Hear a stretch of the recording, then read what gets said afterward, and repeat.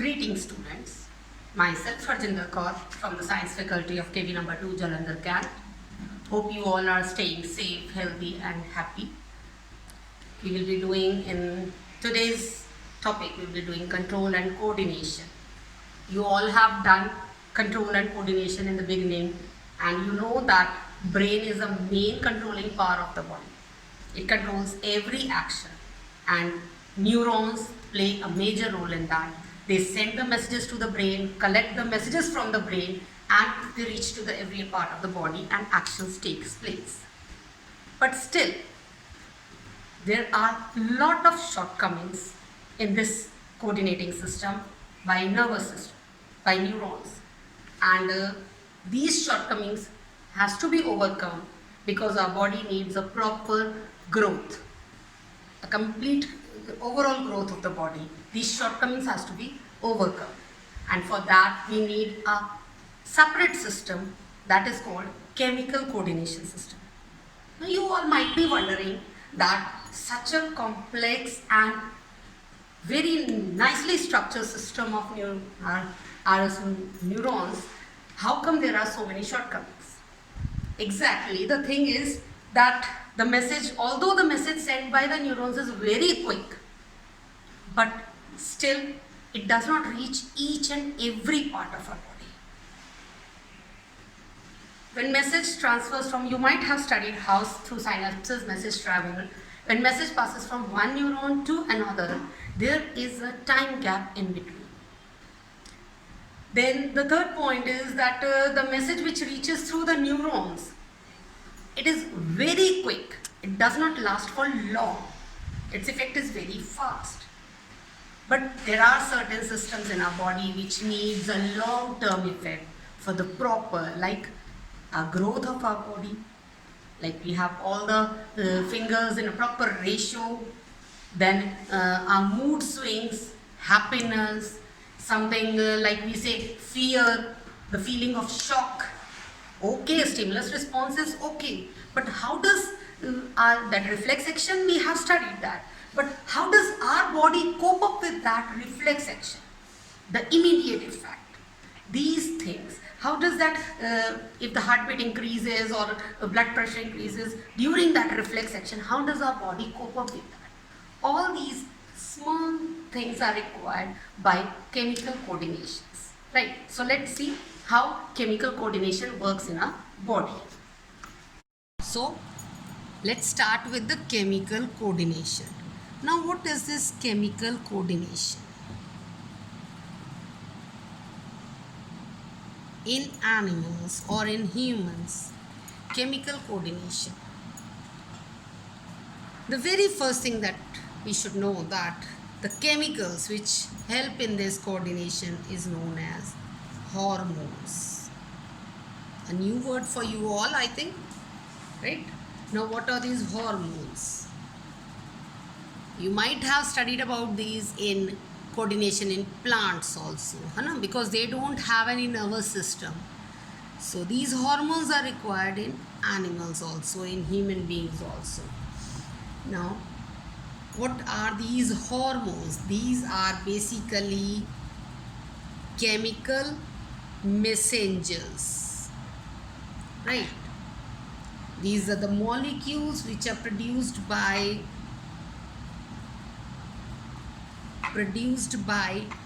ductless glands, right? And these are translocated by circulatory system.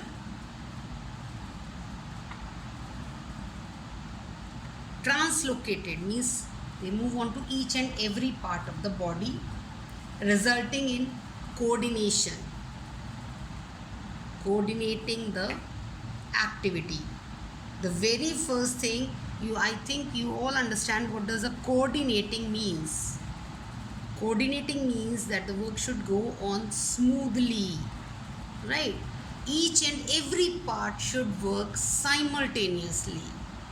That is called coordination, right? Now, one more important thing, Do you know which was the first hormone that was discovered. That first hormone was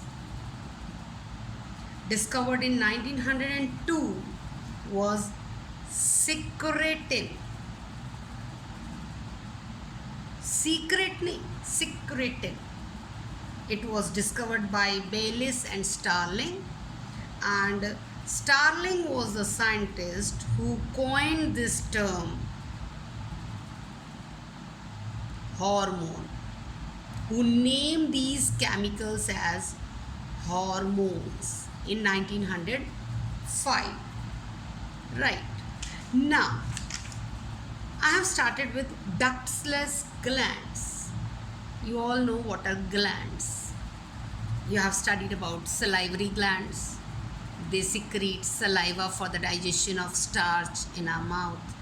Then you studied about liver, which secretes bile, right? So what are these ductless glands? There are two types of glands. One is endocrine glands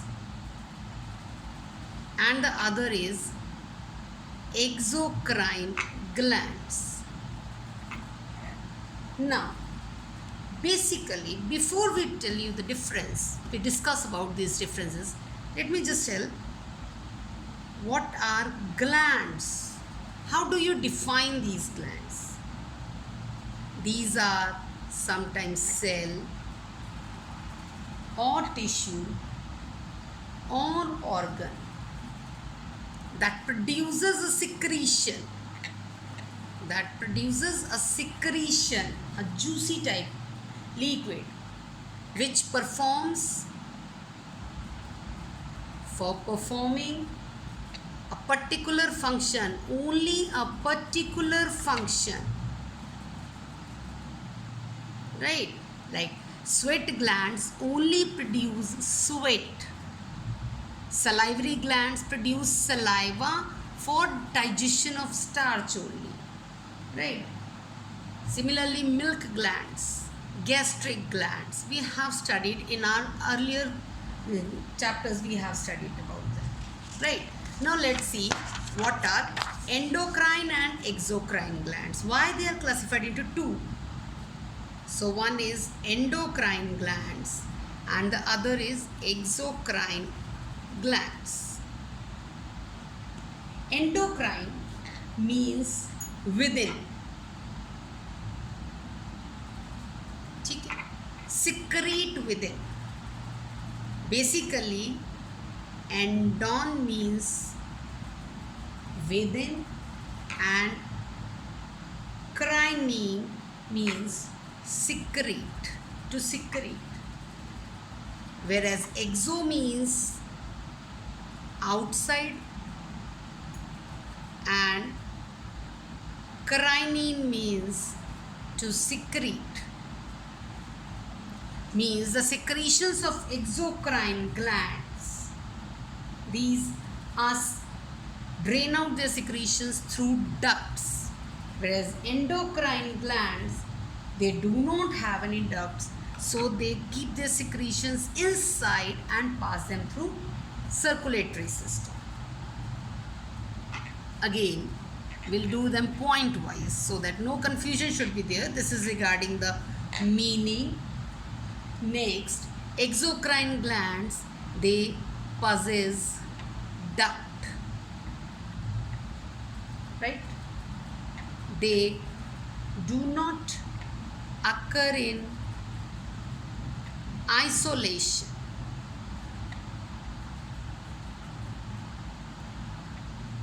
Thirdly, they pour their secretions directly over the target. You can very well understand this. Salivary gland is present in the buccal cavity, right? And saliva is used in the mouth only. It doesn't go anywhere else. The target site is not anywhere else, right? Target site is adjacent to gland. Target site is adjacent or near to gland. Now what is this target site? It is the area where the secretion has to act, right? The secretions of the exocrine glands, they may contains maybe enzymes, mucus, excretory substance. Can you name any excretory substance? Sweat, right? Enzymes, example of enzymes, salivary gland, salivary amylase it produces, right? Na? Lubricants.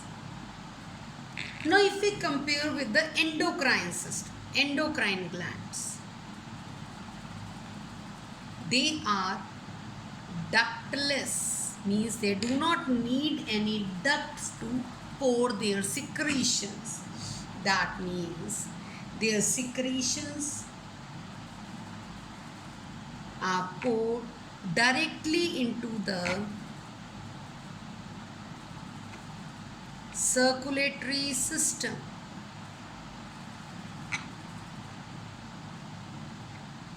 Right? They generally occur in isolation. Now what does this mean? Isolation. Isolation means that target site is away from the gland. I'll be showing you the diagram also. Like gland is present somewhere else in the body, and the hormone which it secretes, it acts somewhere else. You have studied a little amount of it in class 8th also. You know thyroid gland and all these. No? So we know the position of the glands is different, whereas the target site, action of the glands is different. Now, what are the secretions? Their secretions are generally, the endocrine glands, they secrete hormones only. Hormones, or we can say another name for hormones, informational molecules. Right? Now, something, little more things, that there are certain type of glands. You might be having a curiosity regarding pancreas and others. So there are certain glands which are called heterocrine glands. Now what are these heterocrine glands? Means they have both endocrine function as well as exocrine function. Right? Example is pancreas. You have studied pancreas in digestive system, secreting digestive juices, pancreatic juices, and you will be studying pancreas in endocrine system, secreting insulin, a hormone. Insulin is translocated through circulatory system. So this is the exocrine part and this is the endocrine part. So pancreas are heterocrine glands. We can say this is the exocrine part and this is the endocrine function of pancreas. There are mixed organs also.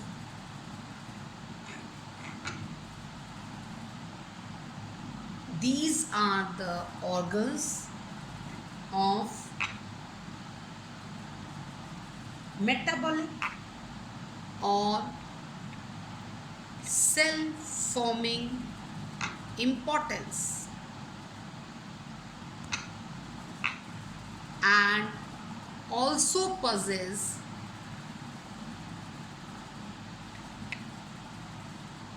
endocrine activity. A bit confusing definition, but you will be very, very easily able to get through example. You know about testes, ovaries, right?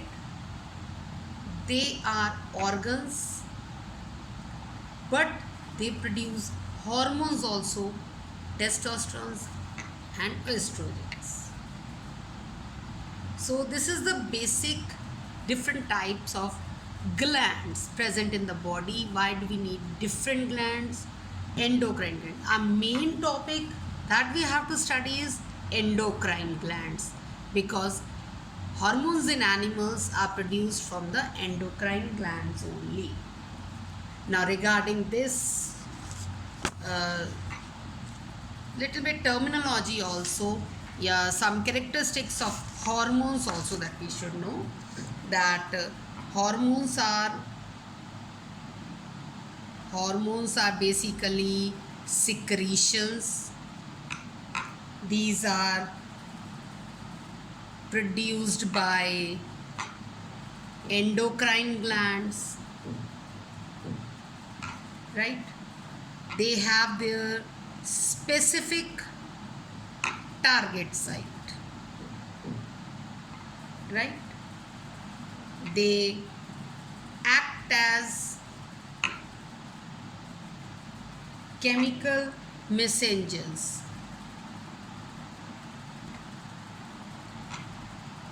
Their action is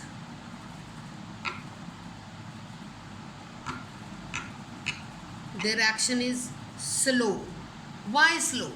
Because they have to move through blood, right? Chemically, what will be the nature of the hormones? Chemically, hormones are proteins, peptides, amino acids, steroids.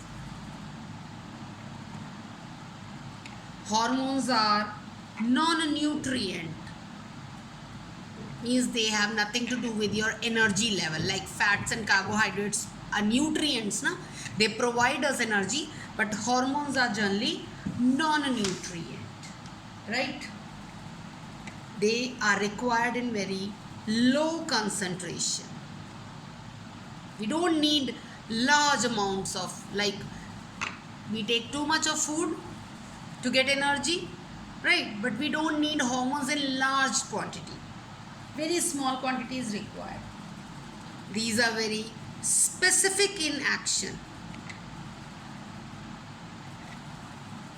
They are produced in response to stimuli only. You all know what is stimuli.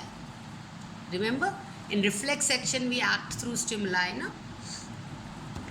Then while consuming, when they enter the bloodstream, they are consumed by breaking down when they reach the target cells. And the most important thing, I think I should make an arrow in that either deficiency or excess of these hormones, both are hazardous. They result in disorders. Excess of any hormone in the body also results in disorder, and deficiency of a particular hormone also results in disorders. So this is about the characteristics of hormones. So we have got about endocrine and exocrine systems.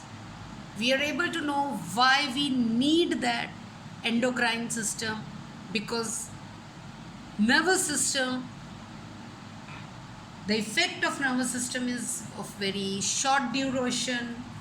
It does not reach to each and every part of the body, and it cannot pass continuously. To overcome these shortcomings, we need the endocrine system. and that branch of science which studies with these endocrine system and hormones and all these chemicals, it is known as endocrinology, right? So let's see about what are the components of human endocrine system. So now let's see the components of the endocrine system. The glands which are present in human endocrine system are pituitary glands. Just look at the location here. Then the pineal gland, it is present here in the brain. Then thyroid gland, we are very much aware about this, near the throat. Parathyroid glands adjoining the thyroid gland. Then thymus, here it is present. Adrenal glands, a pair of adrenal glands above the kidneys. Pancreas, we all know about, we have studied about this in our digestive system also. And then gonads. Gonads are two types, testes and ovaries. Testes are present in the males and ovaries in females. Now let us study about them one by one, how they function. The very first is hypothalamus. It is located below the thalamus and just above the brain stream. Just see, here hypothalamus is present.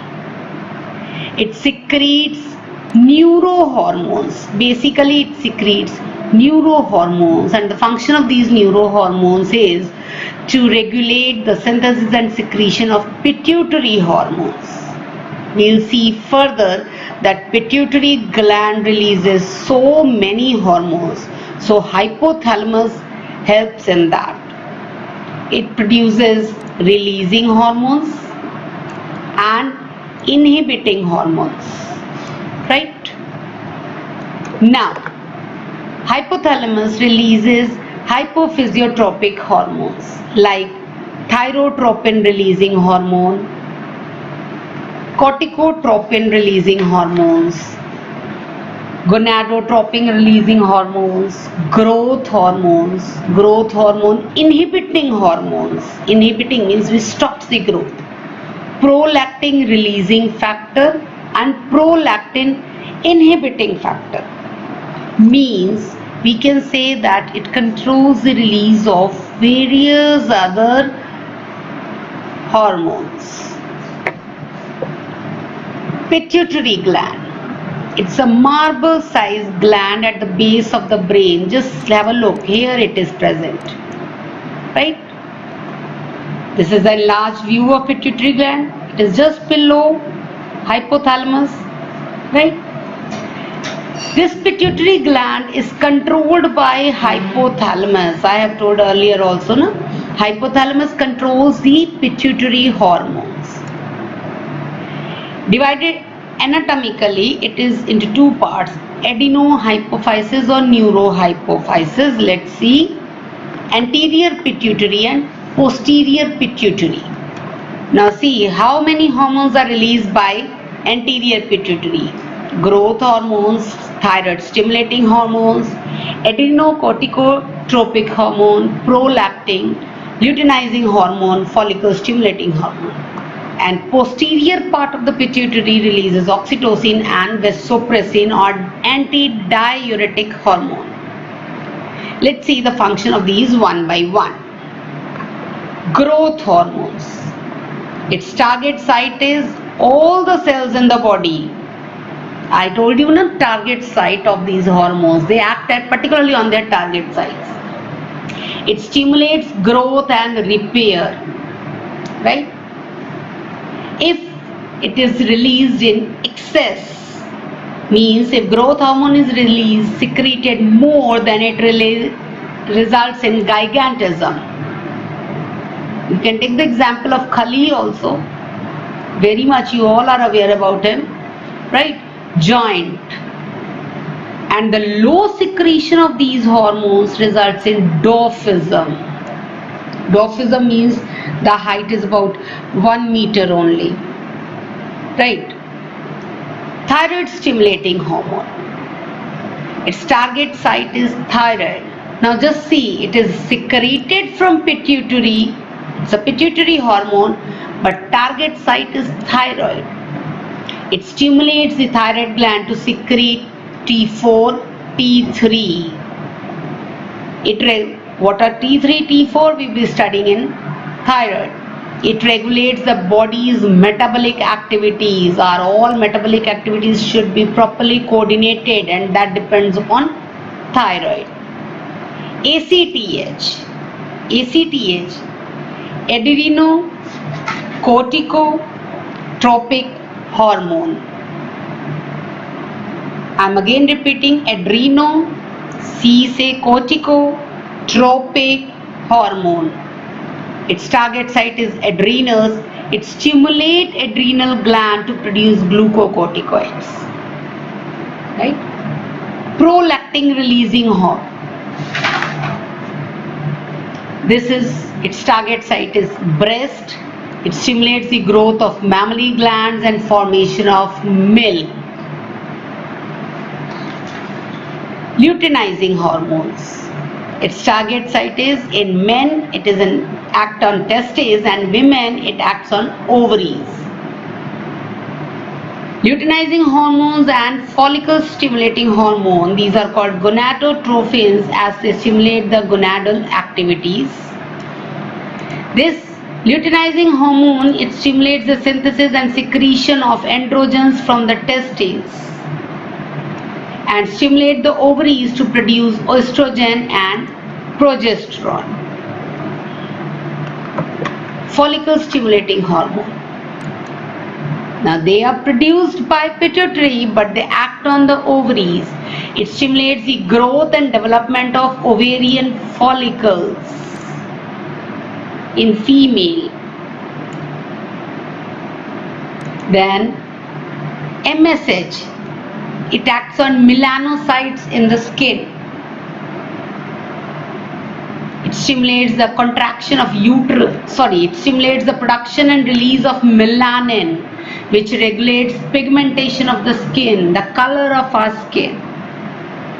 It depends upon this MSH. Then oxytocin.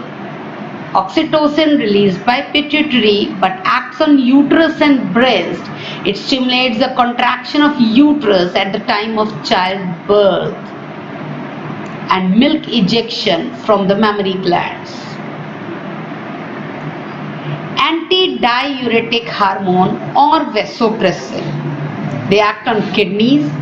They stimulate reabsorption of water and electrolytes by the distal tubules and reduces loss of water through urine. So these are the role of pituitary hormones. Next, move on to the pineal gland. As the name represents, a very small, about the size of the grain of rice, present in humans. You can see this is pineal gland, right? Pineal gland is a reddish grey gland. It's located on the dorsal side of the forebrain, and hormone releases is melatonin. It affects the, see how small it is, but its function is it affects the modulation of sleep pattern in a circadian rhythm and seasonal functions.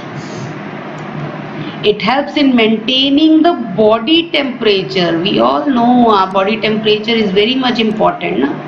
So actually this pineal gland maintains our body temperature.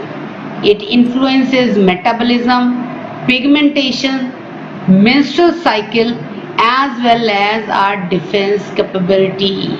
Means the name is small, the size is small, but the functions are quite large. Now let's move on to the another thyroid gland, a very important gland. Thyroid is a small butterfly shaped gland located at the base of the neck. You see, this is larynx, you have studied in class 8th, trachea, you have studied in your respiratory system. Now just see the butterfly shaped organ, right? It's located at the base of the neck, below the thyroid cartilage. It is composed of two lobes located on either side of the trachea. Actually, it's composed of follicles and stromal tissues. It releases hormones T4 and T3 that we have studied in previous. T4 is tetraiodothyronine, or simple name thyroxine, whereas T3 is triiodothyronine. See the difference? Tetra means 4 times and tri means 3 times, right? Now what are the function of basically these thyroid hormones T3 and T4? What are the function of these? Regulation of BMR, basal metabolic rate. Control the metabolism of carbohydrate, proteins and fats. Maintenance of water and electrolytic balance. Next, secrete thyrocalcitonin TCT, which regulates blood calcium level. It supports the formation of process of red blood cells. Formation of red blood cells. Again, excess of thyroxine and less thyroxine production, both are creating disorders. Hypothyroidism. Hypothyroidism, it's a condition characterized by low thyroid hormone production. If the thyroid hormone production is less, it results in hypothyroidism. You can see what happens to this child, or in men. Hyperthyroidism, it's a condition in which gland produces or secretes excessive amount of thyroid, means T3 and T4 are in large amount, so hyperthyroidism. You see, very easily visible. Next comes, now before we go to this, and now the deficiency of this thyroid hormones, it is controlled by, you all know, iodine, and which we use in iodized salts, right? So that this minimum amount can be maintained in our body. Our next gland is parathyroid gland. Parathyroid glands are two pairs of parathyroid glands. They are located behind the wings of thyroid glands. Means if this is thyroid gland, parathyroid are behind that. It secretes a peptide hormone. I told you, no, hormones may be peptides or steroids.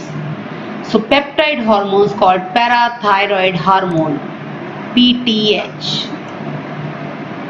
The function of PTH is the secretion. It is regulated by circulating levels of calcium ion, and its function is to regulate the amount of calcium, phosphorus, magnesium in the bones and in the blood,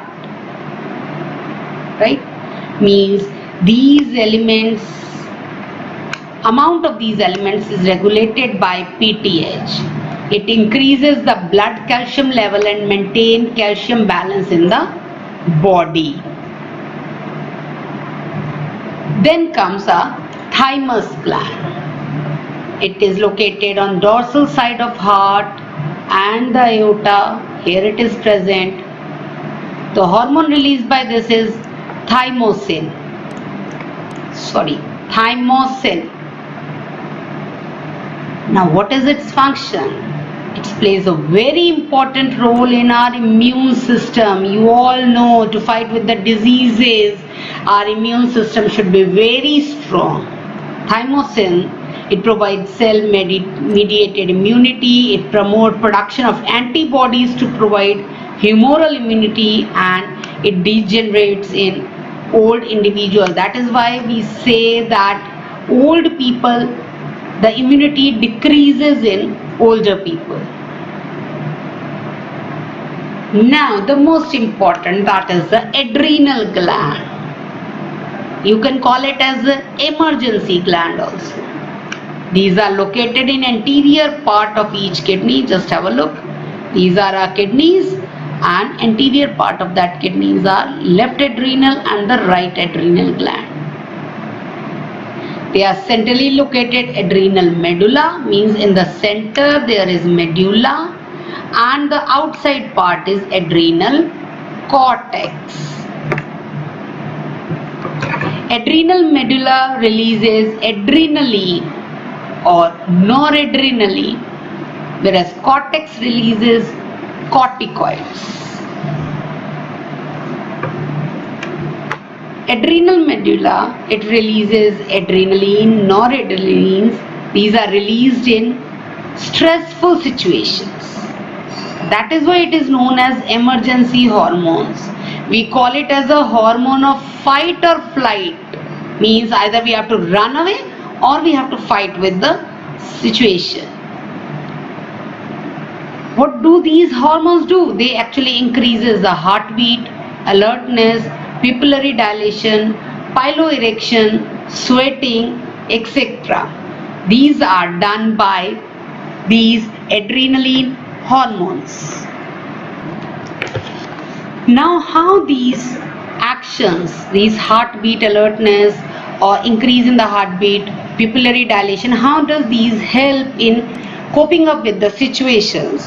That during any emergency situation, the involuntary muscles contracts of the involuntary muscles, the small arteries, they contract, which reduces the blood supply to the skin. Extra blood flows to the skeletal and the heart muscles. Bronchioles dilate. Contraction of diaphragm and rib muscles increases the rate of the breathing and hence oxygenation of the blood. Heart beats faster and provides more oxygenated blood to the muscles for their activities. Now this can be very much, you can view the action of this. Actually I have already told that hormones acts very slowly, but exception was adrenaline, right? They act very quick. You might have seen many times, if you get a sudden good news, you immediately shout with joy. If you get any bad news, or if you are caught sometimes doing something wrong, your hands start sweating, your heartbeat increases, the face becomes red. So adrenaline is actually acting at that time, right? Next, move on to pancreas. Again, one very important gland. Pancreas, flattened organ, lies in the abdomen, just below or inferior to the stomach. See a very beautiful shape or design of pancreas. Actually, it acts both as the exocrine and endocrine gland. I have already told. It consists of islets of Langerhans and acne cells. Islets of Langerhans contains two types of cells, alpha cells and beta cells. Alpha cells releases glucagon and beta cells releases insulin. Now this is how glucagon and insulin acts in our body. Now just see, this is pancreas. High blood sugar promotes insulin release. Means if blood sugar is high, insulin release is promoted. Pancreas produces insulin. Insulin acts on the tissue cells and lowers the blood sugar level. You can see this red circle. Insulin stimulates glycogen formation, right? This glycogen formation converts glucose to glycogen, and then through liver it lowers the blood sugar level.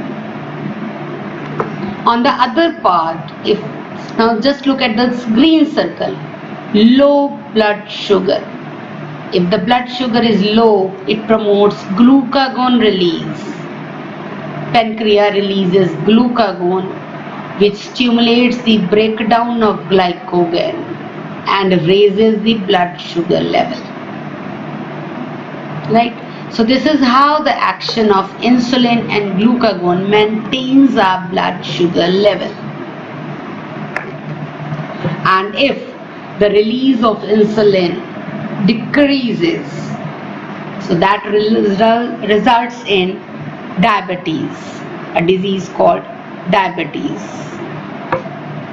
So pancreas is very much important organ gland of our body, because it releases the two major hormones, insulin and the glucagon. That is why the diabetic patients are advised to take less sugar in their diets, and they can administer, if they take more, then they have to administer it by the injections or medicines. Now, next is gonads, the testes. Testes are present in the scrotal sac of the males. They perform dual functions also. They are primary sex organs as well as they are endocrine glands.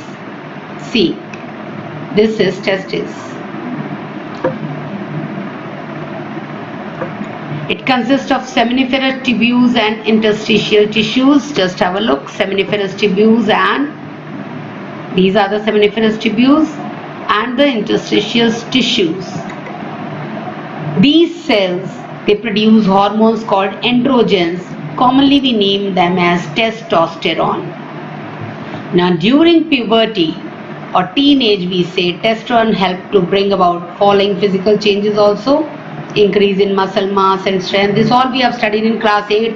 Growth of facial and pubic hairs, deepening of voice, male hair patterns, and sperm production. Now similarly in females, ovary.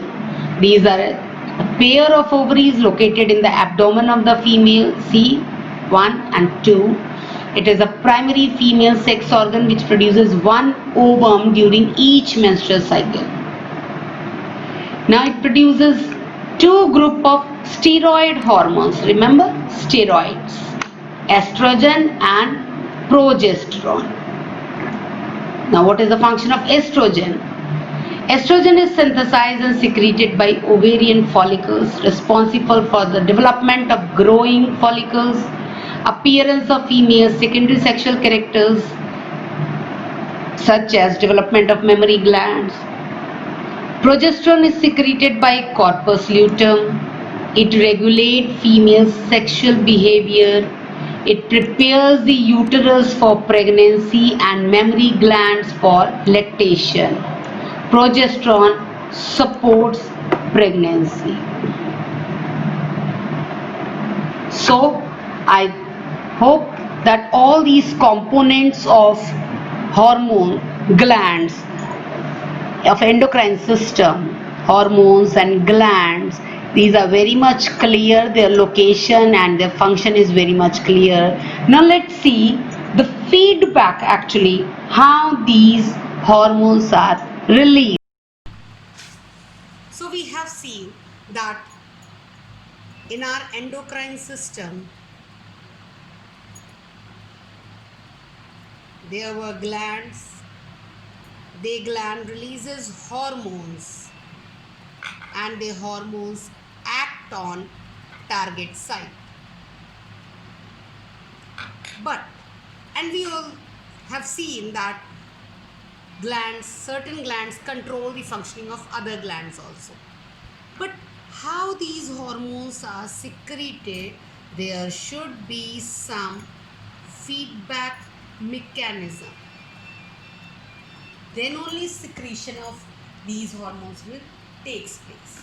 Now the very first thing is homeostasis.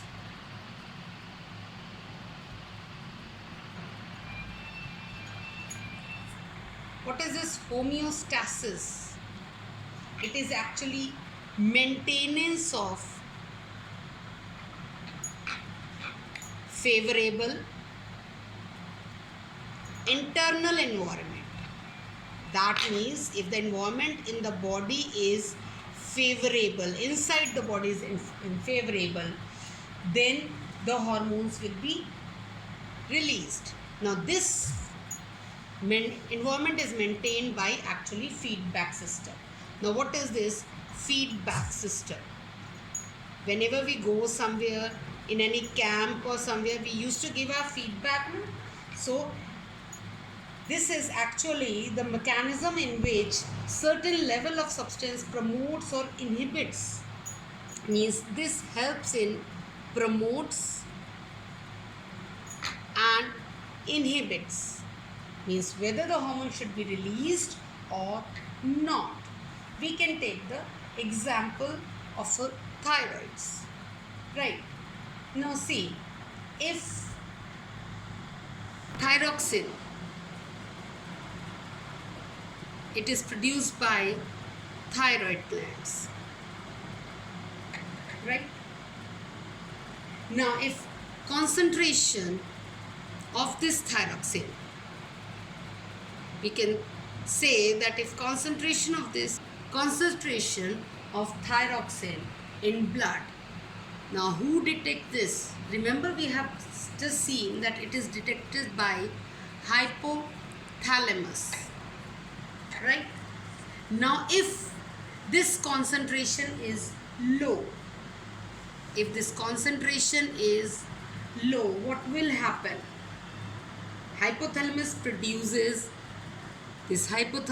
give TSH, RH,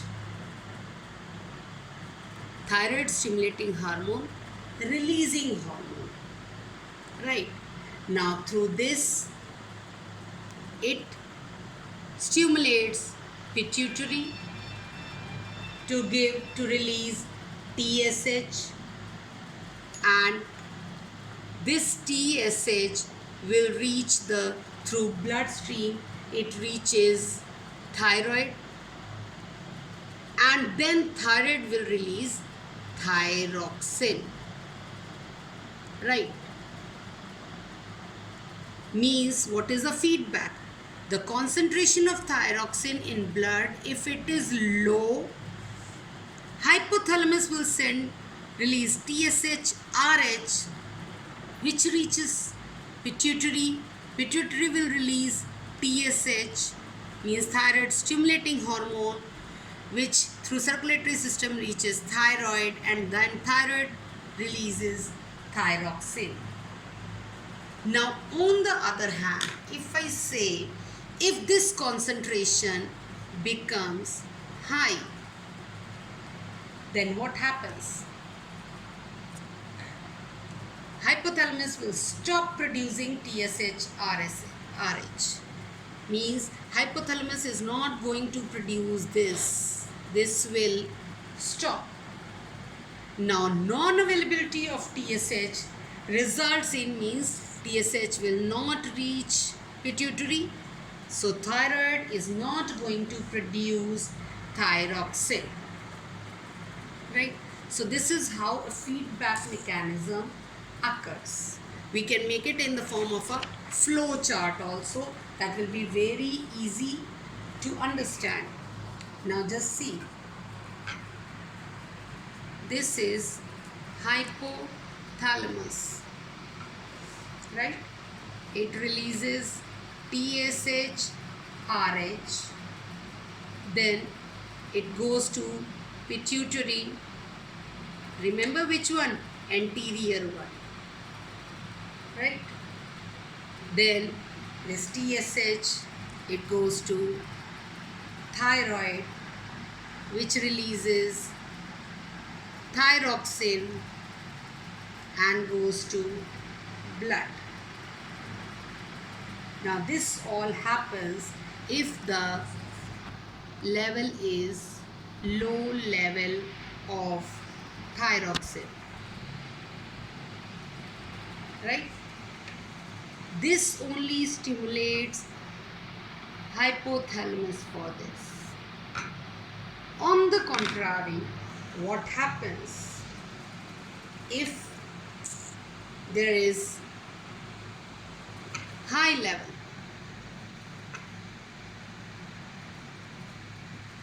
level of thyroxine?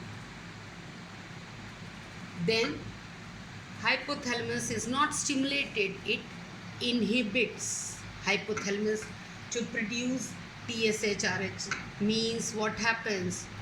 No thyroid stimulating hormone releasing hormones, means pituitary will get no TSH, so thyroid will produce no thyroxine. So in blood thyroxine will be maintained like this. So this is how a feedback mechanism occurs. We can take the example of insulin also, like metabolites. We have just seen metabolites in the presentation. We have seen metabolites. Now hormone secretion is controlled by this metabolites. What happens? Presence of excess glucose, if it is present in blood, right, it stimulates what? Beta cells of islets of Langerhans. We have seen these in pancreas. We'll go back to the slide now, you can see that. They secrete what? Insulin. Now insulin promotes what? Insulin promotes blood glucose absorption.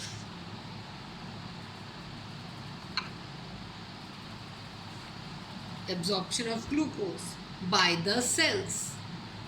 Insulin actually promotes glucose absorptions by the cells and absorption of formation of glycogen in liver and muscles. It promotes, and then it also enhances the absorption and formation of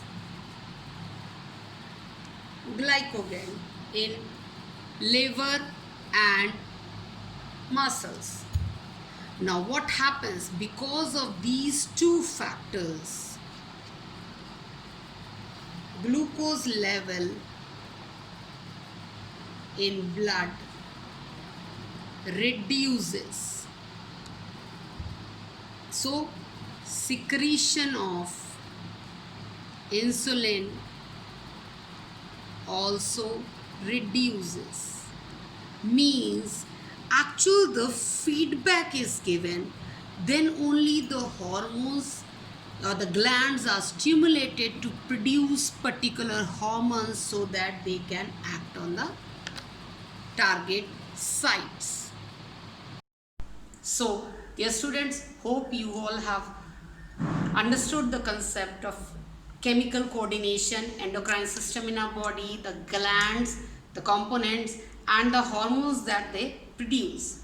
Now there is a small assignment, not to just to make you tense, it is just to check you yourself can review how much you are able to get through this topic.